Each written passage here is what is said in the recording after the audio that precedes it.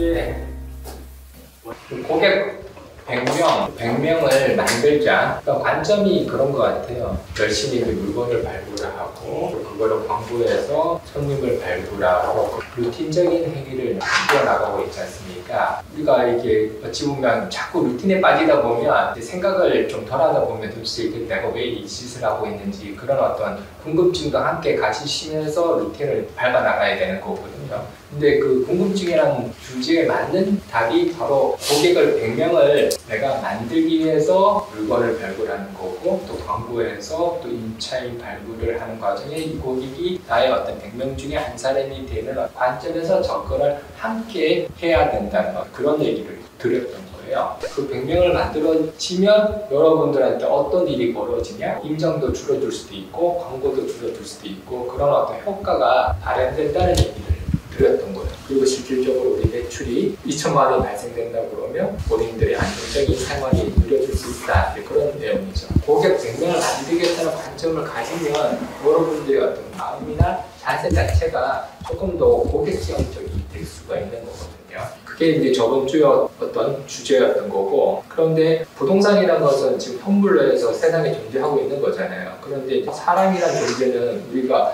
길거리는 있지만 쉽게 만날 수 있는 건 아닌 거죠.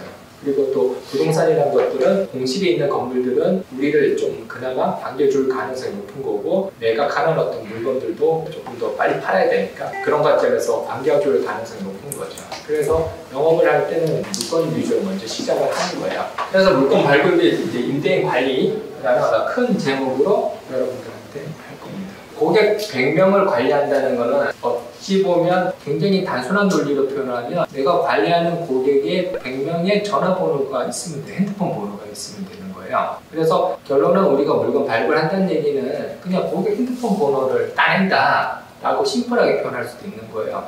결론은 어떻게든 그 물건 소유하고 있는 그쪽의 개인이든 회사든 그들의 어떤 연락처를 획득하는 방법에 대한 내용을 한번 보는 거예요. 한 5개 정도 그냥 샘플로 가져왔고요. 이 5개 건물, 물건을 어떤 방법으로 해서 핸드폰 번호를 따냈냐? 아니면 핸드폰까지는 아니지만 연락처를 확보를 했냐? 혹은 그들 통해서 그래서 어떤 피드백을 받았냐? 그런 내용들입니다. 일단 성수동에 있는 렉스모터스라는 건물 한번 볼게요. 성수역 그 북단에 이제 광러루길이라고 해서 여기에 있는 건물입니다. 이 건물을 전석으로 해서 임대를 대행을 했었는데 어떻게 이 임대인이 전석으로까지 의뢰를 했을까 하는 거죠. 어떻게 했을까요? 처음에는 작은 접점에다가 계속 그 접점이 잦아지면서 신뢰가 이렇게 쌓고 친밀도가 높아지고 물건에 대해서 믿고 맡길 수 있는 관계가 되어졌습니다. 그러면 처음에 어떤 접점은 어떻게 시작을 했을까요? 우편을 통해서 우리가 최초의 접점을 만드는 방법도 하나의 방법이에요. 여기는 실제 우편물은 아니고 인증을 통해서 여기 같은 경우에 시축을 이제 하자마자였는데 20g 회사가 자기네들 서비스 공장 사옥으로 쓰고 있습니다. 사옥을 쓰고 있고 나머지 층을 임대를 하는 건데 실질적으로 우리가 그 우편물을 보내주는 이 건물이 뭐 하는 건지를 좀 알고 우편물을 보내야지 효과되겠지 않겠어요? 그러니까 해당되는 건물이 도대체 뭐 어떤 상태값일지 일반적인 정보값을 취득한 다음에 그런 다음에 뭐 DM을 보내든 대화를 풀면 훨씬 밀도가 높겠죠. 즉 임장을 먼저 한번 해보고 건물에 대한 정보값을 파악하고 그런 다음에 접점, 즉 이 해당되는 건물을 이제 관리 혹은 보유하고 있는 담당자를 이제 만나서 그분을 만나서 이제 대화를 트는 거죠. 그래서 신축을 했기 때문에 이 건물 같은 경우에는 어떤 일이 발생하냐면 하자 보수라는 게 발생해요. 신축을 하면 간혹가다 비도 셀 수도 있는 거고 또 건설사가 뭐 말썽을 피웠을 수도 있는 거고 그런 어떤 건물주 입장에서는 난처한 어떤 상황들이 연출될 수 있는 거죠. 그리고 건물주 입장에서는 또 이 공간이 비어 있으면 이제 임대를 놔야 되는데 공실이 생겼을 때 건물주 머릿속에 딱 2가지 임차인 관련돼서 바라나왔던 생각들이 있어요. 뭘 바랄 것 같아요?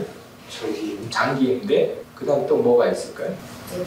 메디컬 건물, 브랜드가 있는 거, 또 안정적인 거, 월세를 안정적인 거, 그러니까 월세를 많이 주는데 그 많이 주는 거 오래오래 주고 남들 보기도 너무너무 임차인이 좋은 거야. 그래서 내 어깨가 힘이 팍 들어가야 되는 거죠.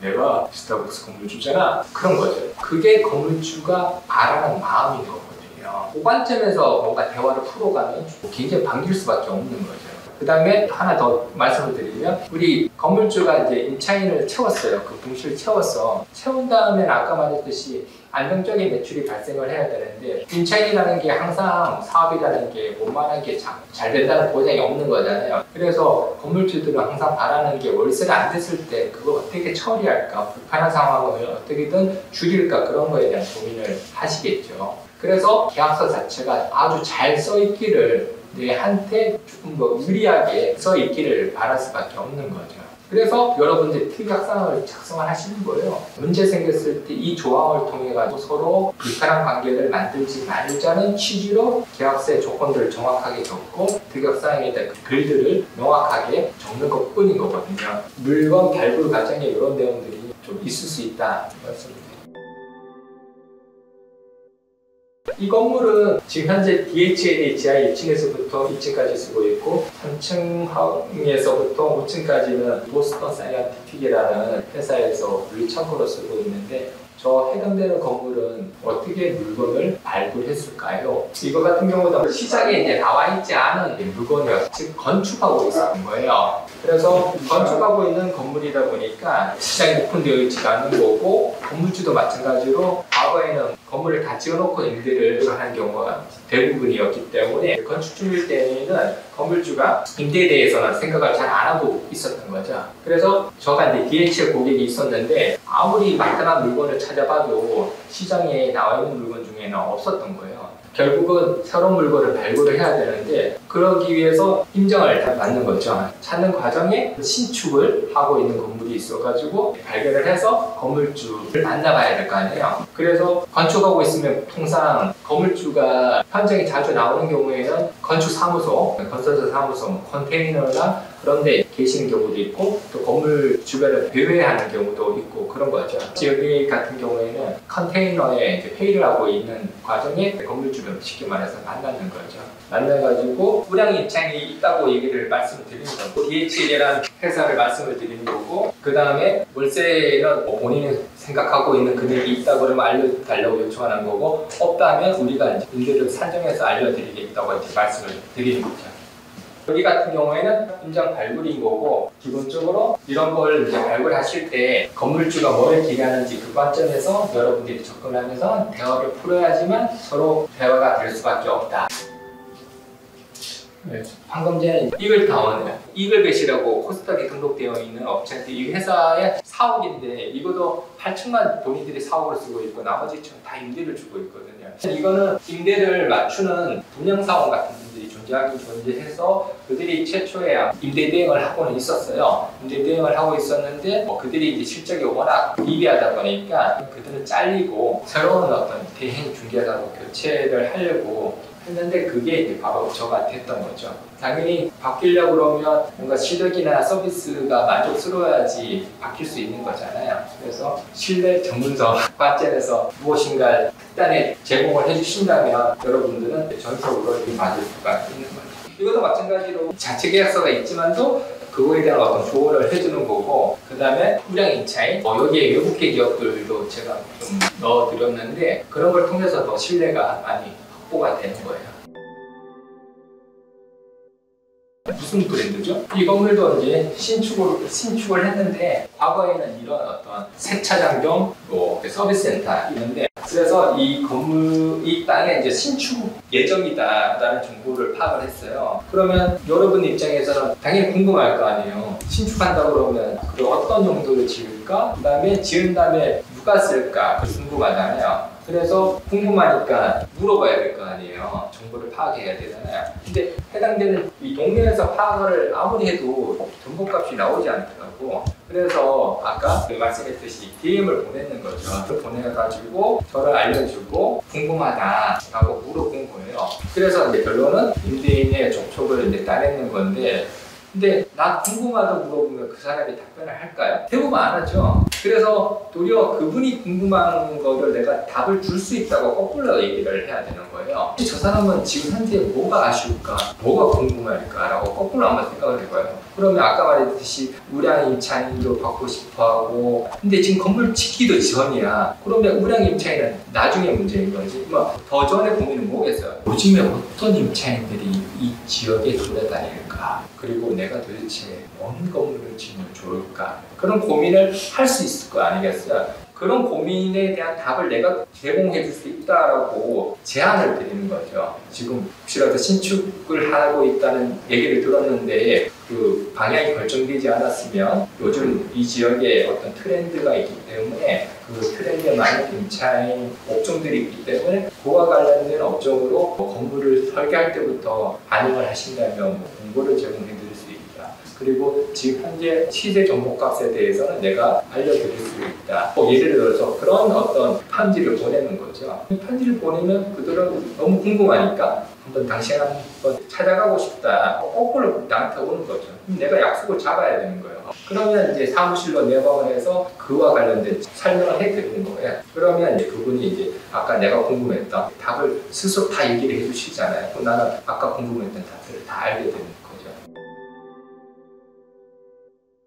이 건물은 서울수 건너편 쪽에 있는 건물인데 하우엔독이라고 하는 건물인데 그 정비 공장이었는데 팔렸다는 얘기는 들었는 거죠. 그러면 말씀했듯이 팔렸으면 누가 샀을까 궁금할 거 아니에요. 그런데 잔금까지 다 치러진 상태였던 거예요. 즉 우리가 등기부 등본을 보면 잔금 치르면 소유자가 변경될 거 아니겠어요. 그래서 소유자가 변경이 되는 거지. 그래서 소유자가 변경됐으니까 그분들한테 DM을 보낼 수 있는 거예요. 나 이런 거 제공해 줄 수 있으니까 궁금하면 저한테 오십시오 라고 얘기를 하는 거죠. 그런데 오지는 않더라고요. 왜 안 왔을까요? 이건 본인들이 쓸 거니까, 쓸 거니까 궁금하지 않았던 거죠. 여기서 포인트는 뭐냐면 우리가 이제 임장을 하면서 정보를 취득을 하고 그 취득한 정보를 베이스로 거꾸로 그들이 뭘 원할지를 한번 생각을 해보고 그 원하는 기준으로 대화를 시작을 해야지 여러분들이 대화를 이끌어갈 수 있는 것이 내가 아쉽다고 내 아쉬운 기준으로 계속 대화를 풀어가면 이거는 대화가 이어지지 않은 거지. 그래서 항상 상대편 입장에서 생각을 하고 거기에 어떤 답들을 주는 연습을 해야 된다 하는 거고, 그렇지만 항상 여러분들이 쉽게 발굴할 수 있는 건 아니다. 이렇게 자기가 쓴다고 하면 발굴을 못하는 경우도 있다. 그 내용을 한번 알려드리고 싶었어요. 인대를 위해 설명하면서 다 나왔던 내용인데 바로 이 포인트예요. 이 포인트. 이걸 이제 말씀을 드리고 싶은 거고, 고객이 관리가 되는 거. 그러니까 고객이 관리의 단계까지로 넘어가야 되는데 맨날 손님 만나는데 마치 뜨내기 손님 만나듯이 깊어지지 않은 이유는 손님을 그냥 만나는 거고, 내가 좋아해서 내가 필요하니까 니를 만난다는 관점밖에 없다 보니까 이게 깊어지지 않거든요. 그러면 이제 관리가 안 되는 거예요. 관리하는 고객이 없는 거예요. 그런데 그래서 필요한 게 뭐지? 벽지사들에서 그 다음에 나만 다른 중개사랑 차별화돼서 나만 해줄 수 있는 게 뭐냐? 혹은 내가 더 잘 해줄 수 있는 게 뭘까? 그런 포인트예요. 다른 거 하나도 없어요. 이게 상위 1% 중개사들은 맨날 이 생각으로만 다니거든요. 근데 이런 거를 하기 위한 어떤 계기가 생각보다 접점들이 없잖아요. 그런데 그 접점이 제일 쉽거나 그 접점에 정말로 내가 깊이 관여할 수 있는 순간은 어떤 순간이냐 그러면 본인이 건물주 입장에서 공실이 많을 때 걱정이잖아요. 빨리 문제를 맞추고 싶은 어떤 그런 걱정이 있잖아요. 그런 순간이 건물주 입장에서 제일 아쉬운 순간이기 때문에 여러분들이 다가가기 제일 좋은 어떤 순간인 거죠.